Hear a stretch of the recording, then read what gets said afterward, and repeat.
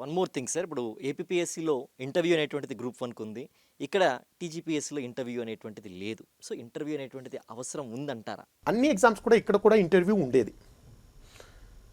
APPSC ఉమ్మడి రాష్ట్రంలో APPSC ఉన్నప్పుడు అనేక అలిగేషన్స్ వచ్చాయండి. ఇప్పుడు ఎగ్జామ్ లెవెల్లో, ప్రిలిమ్స్ లెవెల్లో కానీ మెయిన్స్ లెవెల్లో కానీ అవినీతి జరగడానికి చాలా తక్కువ ఛాన్సెస్ అండి. అవినీతి జరగడానికి ఛాన్సెస్ ఉండేది ఒక ఇంటర్వ్యూలోనే. ఎలా అవినీతి, నేను చెప్పేది ఉమ్మడి రాష్ట్రం గురించి చెప్తున్నాను. ఎలా అవినీతి చేస్తారంటే, ఇప్పుడు మెయిన్స్ పరీక్షలు రాసినప్పుడు 1:2లో మీరు ఇంటర్వ్యూకి సెలెక్ట్ అవుతారు. 1:2లో ఇంటర్వ్యూకి సెలెక్ట్ అయినప్పుడు కాంపిటీషన్ చాలా క్లోజ్గా ఉంటుంది.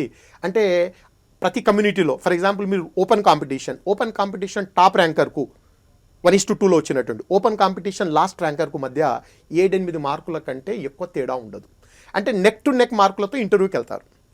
ఇప్పుడు డిసైడ్ చేసేది ఏంటంటే ఇంటర్వ్యూ మార్కులే. 450 మార్కుల పేపర్కు, గ్రూప్ 2 ఆంధ్రప్రదేశ్లో 450 మార్కుల పేపర్కు ఇంటర్వ్యూకి ఉండేది 50 మార్కులే. ఇంటర్వ్యూ మార్కులు ఏం చేస్తాయంటారు? ఇంటర్వ్యూ మార్కులే అన్నీ చేసేది కూడా. ఇంతకుముందు నేను చెప్పేది పాత సిస్టంలో 10% ఉండాలనేది రూల్, కాబట్టి 50 మార్కులు. ఎవరైతే డబ్బులు ఇచ్చారో వాళ్లకు 40 మార్కులు 45 మార్కులు వేసేయడము. ఎవరైతే డబ్బులు ఇవ్వలేదో వాళ్ళకు 15-20 మార్కులు చేయడము. మీరు ఇంటర్వ్యూకి అటెండ్ అయింది స్లైట్ మార్జిన్ ఆఫ్ 5-6 మార్క్స్, కానీ ఇంటర్వ్యూలో 20 మార్కుల తేడా చూపిస్తారు. కాబట్టి ఉద్యోగం ఎవరికి వస్తుందంటే ఇంటర్వ్యూని మేనేజ్ చేసిన వ్యక్తి.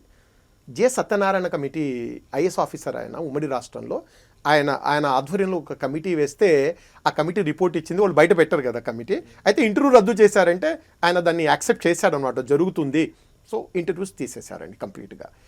ఒక గ్రూప్ వన్కు మాత్రమే అక్కడ ఇంటర్వ్యూను పెట్టడం జరిగింది, గ్రూప్ వన్కు.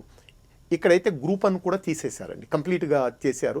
సో ఇది ఒక రకంగా మంచిదే, ఎందుకంటే అవినీతికి ఆస్కారం లేకుండా చాలా ఓపెన్గా రిక్రూట్మెంట్ జరగడానికి అవకాశం ఉంటుంది.